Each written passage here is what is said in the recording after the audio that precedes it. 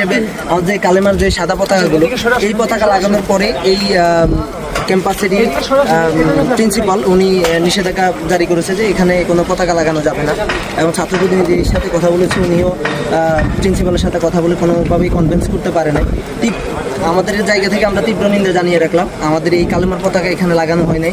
ইনশাআল্লাহ আমরা উপরে কালেমার পতাকা লাগাই দিয়ে আসবো ইনশাআল্লাহ। সেই বিজয় হবে ইনশাআল্লাহ। এখানে ফরিদপুর মেডিকেল কলেজ হসপিটাল, আমরা কিন্তু কোনো প্রতিষ্ঠান বা কোনো ব্যক্তি কেন্দ্রিক আমাদের কোনো আয়োজন, আমরা নিজেদের উদ্যোগে আমরা আসছি এবং আমরা ফরিদপুর শহরটাকে সাধারণ উদ্দেশ্যে আসছি। কোনো প্রতিষ্ঠান, কোনো মোড় বা কোনো নির্দিষ্ট কোনো কিছু না, আমরা পুরো শহরটাকে সাধারণ। শহরের মধ্যে তো প্রতি মেডিকেল কলেজ আছে, এটা গভর্নমেন্টের প্রয়োজন, অবশ্যই সবার অধিকার আছে আমরা মনে করি এটা।